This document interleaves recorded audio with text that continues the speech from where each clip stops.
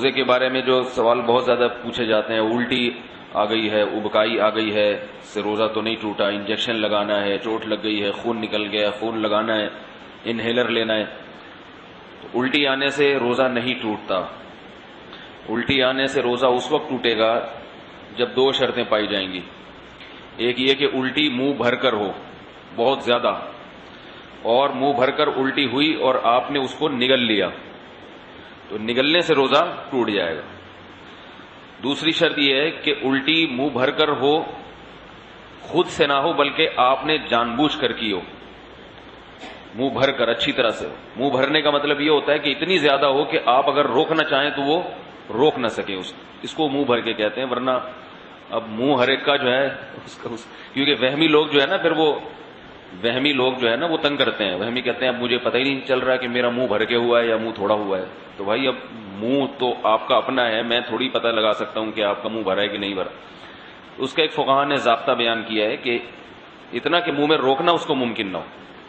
تو چھوٹی موٹی ابکائیاں آتی ہیں، چھوٹی موٹی الٹیاں آتی ہیں، یہ اگر نگل بھی لیں تو بھی روزہ نہیں ٹوٹتا. ابکائی آئی اور آپ واپس لے گئے تو نہیں ٹوٹتا. تو منہ بھر کر ہو اور آپ اس کو نگل لیں، یا نگلیں تو نہیں لیکن وہ منہ بھر کے خود سے نہیں ہوئی بلکہ آپ نے حلق میں انگلی ڈال کے قے کی ہے. تو عام طور پر ایسا کوئی کرتا نہیں ہے روزے میں، اس لیے اس کو اتنا بیان کرنے کی ضرورت بھی پیش نہیں آتی. اس کے علاوہ گلوکوز چڑھانے سے، انجیکشن لگانے سے روزہ نہیں ٹوٹتا. روزہ ٹوٹتا ہے کھانے پینے کے، ناک کے راستے یا منہ کے راستے کوئی چیز پیٹ کے اندر جائے، یا مقعد کے راستے کوئی چیز پیٹ کے اندر جائے. آنکھ میں دوا ڈالنے سے روزہ نہیں ٹوٹتا، خوشبو لگانے سے روزہ نہیں ٹوٹتا، خوشبو سونگھنے سے روزہ نہیں ٹوٹتا ہے.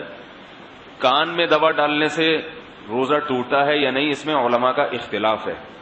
پہلے جو ہمارے فقہاء ہیں انہوں نے لکھا ہے کہ کان میں دوا ڈالنے سے روزہ ٹوٹ جاتا ہے. اس کی وجہ یہ ہے کہ ان کا یہ خیال تھا کہ کان جو ہے نا یہ دماغ تک اس کا کوئی لنک ہے. ہم جب کوئی چیز کان میں ڈالتے ہیں تو دماغ میں پہنچتی ہے وہ.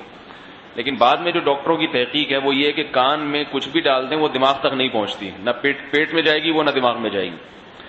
تو اس تحقیق کی وجہ سے علماء کی رائے بھی تبدیل ہوئی. تو بھی ہمارے اکابر کا جو فتویٰ ہے، یعنی سارے ہی ہمارے اکابر ہیں جو اس کے خلاف ہیں وہ بھی ہمارے ہی ہیں، لیکن مطلب یہ کہ جو میرے اساتذہ ہیں ان کا جو فتویٰ ہے اس بارے میں وہ یہ ہے کہ روزہ نہیں ٹوٹتا کان میں دوا ڈالنے سے. البتہ ہمارے ہی اکابر میں بعض اس کے قائل ہیں کہ ٹوٹ جاتا ہے. تو احتیاط یہ کہ نہ دوا ڈالی جائے، اور اگر کسی نے دوا ڈال دی ہے تو بھی کچھ نہیں ہوتا، انشاءاللہ روزہ نہیں ٹوٹے گا.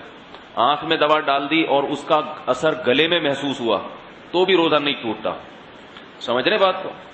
تو سر میں تیل لگانے سے روزہ نہیں ٹوٹتا، احتلام ہو جانے سے، نائٹ فال ہو جانے سے روزہ نہیں ٹوٹتا. زوجہ کے قریب کوئی شادی شدہ آدمی گیا اور ڈسچارج ہو گیا تو روزہ ٹوٹے گا، ڈسچارج نہیں ہوا تو اس سے بھی روزہ نہیں ٹوٹتا.